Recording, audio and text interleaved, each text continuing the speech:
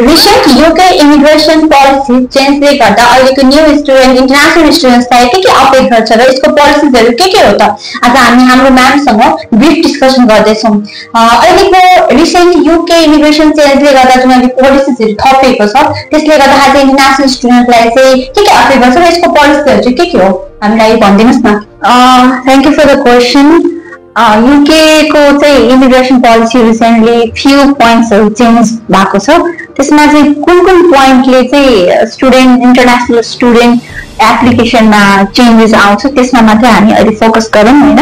फर्स्टमा चाहिँ अब ग्रेजुएट रुट सर्टिङ गराएको छ। ग्रेजुएट रुट सर्टिङ भन्ने बित्तिकै यसमा चाहिँ PSW को कुरा आउँछ, पोस्ट स्टडी वर्क भिजा। पहिला चाहिँ अब ग्रेजुएट स्टुडेन्टहरूलाई चाहिँ एटलिस्ट 2 इयर्स चाहिँ PSW को टाइम फ्रेम थियो भने अहिले चाहिँ त्यसलाई घटाएर 18 मन्थ्स मात्रै गराइएको छ र पोस्ट ग्रेजुएटको हकमा चाहिँ 3 इयर्स PSW गर्न पाइन्थ्यो भने अहिले चाहिँ त्यसलाई पनि अलिकति डिक्रिज गराइदिएको छ र 3 इयर्स PSW पाउनको लागि चाहिँ PhD क्यान्डिडेट नै हुनुपर्छ है। अनि सेकेन्ड भनेको चाहिँ अर्को एकदम मोस्ट इम्पोर्टेन्ट यो चाहिँ फाइनेन्सियल रिक्वायरमेन्ट्सलाई चाहिँ अलिकति स्ट्रिक्ट गरिदिएको छ। जस्तै पहिला चाहिँ अब 28 डेजको ब्याङ्क ब्यालेन्स हजुरले सर्टिफिकेट देखाउँदा पनि हुन्थ्यो, त्यसलाई जस्टिफाई गर्थ्यो फाइनेन्सियली भने। अहिले चाहिँ त्यो छैन। अब अहिले चाहिँ उनीहरूले एक्ज्याक्टली यो फाइनेन्सियल डकुमेन्ट चाहिन्छ नै भनेर चाहिँ मेन्सन गरिसकेका छैन, व्हाइट पेपरमा आइसकेको छैन। तर यसलाई स्ट्रिक्ट गर्ने हामी अब यसलाई चाहिँ फर्दर जस्टिफाई गर्नुपर्छ भनेर चाहिँ त्यो पोलिसीले चाहिँ भनेको छ। अब यसमा चाहिँ कस्तो हुन आउँछ भने फिजको कुराहरू पनि आउँछ होइन। अब पहिलाको तुलनामा अहिले चाहिँ फिजहरू पनि बढी। सो अर्को भनेको चाहिँ यो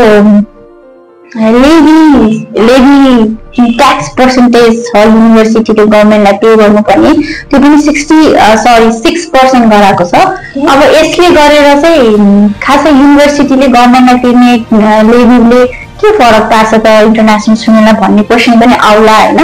अब युनिभर्सिटीले लेभी अलिकति बढाएर तिर्नु परेपछि सायद फ्युचरमा, अहिले नै नभए पनि फ्युचरमा चाहिँ इन्टरनेसनल स्टुडेन्टहरूको फीमा चाहिँ चेन्जेसहरू आउन सक्छ, मेबी इन्क्रिमेन्ट हुन सक्ने चान्सेस छ, तर इट्स नट डिसाइडेड येट। अनि अर्को इम्पोर्टेन्ट भनेको चाहिँ लङ्गर सेटलमेन्ट पाथ। जुन UK को सेटलमेन्ट पाथ थियो पहिला चाहिँ 5 इयर्स थियो सेटलमेन्टको लागि। 5 इयर्स तपाईँ चाहिँ लफुल्ली त्यहाँ रिजाइन गर्नु पर्थ्यो भने अहिले चाहिँ त्यो रेजिडेन्सी जुन पिरियड छ त्यो चाहिँ सेटलमेन्टको लागि एटलिस्ट 10 इयर्स हुनुपर्छ। सो द्याट गभर्मेन्टले चाहिँ के गरिरहेछ भने माइग्रेन्टहरूसँग चाहिँ लङ्गर कमिटमेन्ट मागिरहेछ कि यस 10 इयर्स तपाईँ बस्नुहोस् अनि मात्रै वी क्यान ट्रस्ट यु भनेर अलिकति यो पोलिसीले चाहिँ अलि अब इन्टरनेसनल स्टुडेन्टहरूलाई पनि अलिकति एफेक्ट चाहिँ गर्न सक्छ। किनभने छिटो सेटलमेन्ट पाथमा पाउन सक्ने चान्सेस हुन्छ, पाउन त पाउँछ तर अलिकति भनौँ न लङ्गर स्टे गर्नुपर्ने भयो उहाँलाई। अर्को भनेको चाहिँ तपाईँको यो स्ट्रिक्टर इङ्ग्लिस रिक्वायरमेन्ट भनेको छ। अब इङ्ग्लिस रिक्वायरमेन्ट जुन थियो प्रोफिसिएन्सी टेस्टको जुन रिक्वायरमेन्ट थियो त्यसलाई चाहिँ अलिकति बढाउने होइन, टाइट गर्ने भनेर पोलिसीमा मेन्सन गरिएको छ। अब अहिलेको न्यू रुल अनुसार हामी पनि सुन्यौँ कि डिपेन्डेन्टको केसमा पनि सर्टेन के चेन्जेस आएको छ, यसको बारेमा पनि भनिदिनुहोस् न।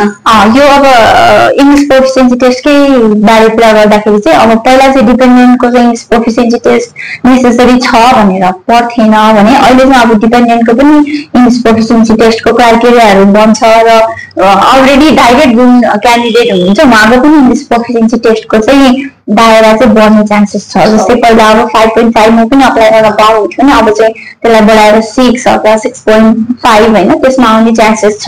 तर यति नै चाहिन्छ भनेर चाहिँ डिसाइड गरिसकेका छैन।